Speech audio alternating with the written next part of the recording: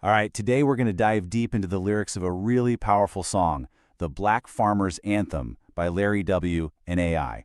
Now, this is so much more than just a song. It's a raw, personal story told from the heart of America's farmland. And believe me, every single line is packed with history, with struggle, and with an incredible amount of resilience. So right out of the gate, the song hits you with this one line. And it immediately grounds you in a story that's not just about a job, right? It's about a legacy. This tells you there's a deep, multi-generational connection to the soil here, a history that wasn't learned in a book, but was passed down from one generation to the very next. And from that really personal starting point, the song builds its entire story around this stark contrast. It's set up like a direct conversation, maybe even a confrontation. It's a tale of two farmers, and their experiences of America could not be more different. The main conflict gets laid out right away. On one side, you have this story of a smooth, unbroken inheritance. Land just passed down, father to son, generation after generation. And on the other side, a story of violent disruption. A legacy that wasn't passed down but was taken. This single comparison right here, it's the historical foundation for all the frustration that's about to unfold. And look, that historical difference has very real, very painful consequences today. The lyrics paint a picture of two completely separate economic realities. You've got one farmer who, might complain that times are tough, but at the end of the day has a safety net. The check still clears. But our narrator, their reality is described in these visceral, painful terms. It's not about profit margins, it's a struggle for basic survival, paid for with blood and hurt. So the narrator isn't just comparing their struggles, they are flat out dismissing the other guy's complaints. This line is so powerful because it asserts that their experiences are not even in the same league. The narrator feels like they've faced something so much deeper and they've paid a much, much higher cost, a price paid in full right there in the field. And the song makes it really clear that the struggle we're hearing about isn't just happening in a vacuum. It's directly connected to, and frankly, it's haunted by, a painful history that just echoes through every single line. And the narrator isn't speaking in vague terms here. Their personal fight, the economic hardship, this feeling of being left out, it is all explicitly linked back to a specific, historical injustice. This isn't just a string of bad luck. It's presented as the direct result of something that was done in the past. And this is the line. This is what anchors that entire grievance. It is a stark, powerful, and unforgettable claim. This one phrase is the historical core of the whole song. It reframes the story from just one of hardship to one of a deep, generational injustice. So then the song pivots. It moves from that historical foundation to a really sharp critique of our modern agricultural system.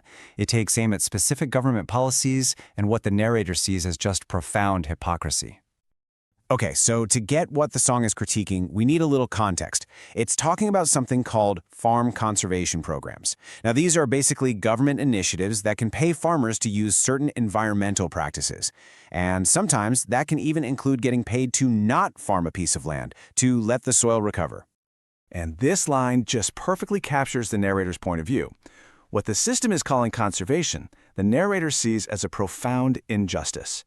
They're looking over at their neighbor, who's getting paid for not working, while they are locked in this desperate struggle, working that very same dirt just to feed their family. The contrast is it's jarring, and it's deeply personal. The song breaks this critique down even further. First, it accuses the system of giving one person everything they could possibly need to succeed, the fish, the pole, and the sea. But then, it slams the door in the narrator's face, saying, "Sorry, there's nothing left for you." And finally, it makes a direct accusation of hypocrisy, claiming the other farmer votes against green initiatives while at the same time cashing government checks from those very programs. But this song, it doesn't end in bitterness or despair, not at all. It takes this powerful turn. The final verses completely transform the story from a lament about injustice into this soaring anthem of strength, of resilience, and of just radical self-determination. So after being let down by the system, the narrator builds their foundation on something else entirely.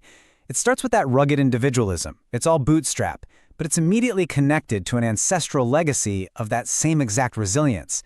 And then it all culminates in this total rejection of help from a system they just don't trust. No handouts, no grand plan.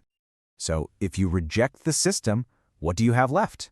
This line gives us the answer. It boils everything down to the most essential elements you can imagine. faith, a physical connection to the land, and this powerful sense of identity. This is the narrator's real source of strength. And this brings the whole thing full circle. It started by contrasting two different legacies, one of inheritance, one of loss. But it ends by defining a brand new kind of legacy, one that goes way beyond just surviving or even owning land. And this is it. This is the final climactic declaration.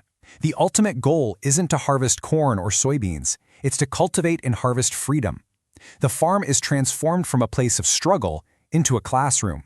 The whole purpose of the pain, the sweat, the blood, and the hurt is to teach the next generation the ultimate value, freedom.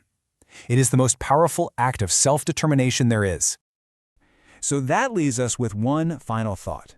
The song is about crops, land, and what you can harvest from it. But the song itself, it's also a kind of harvest.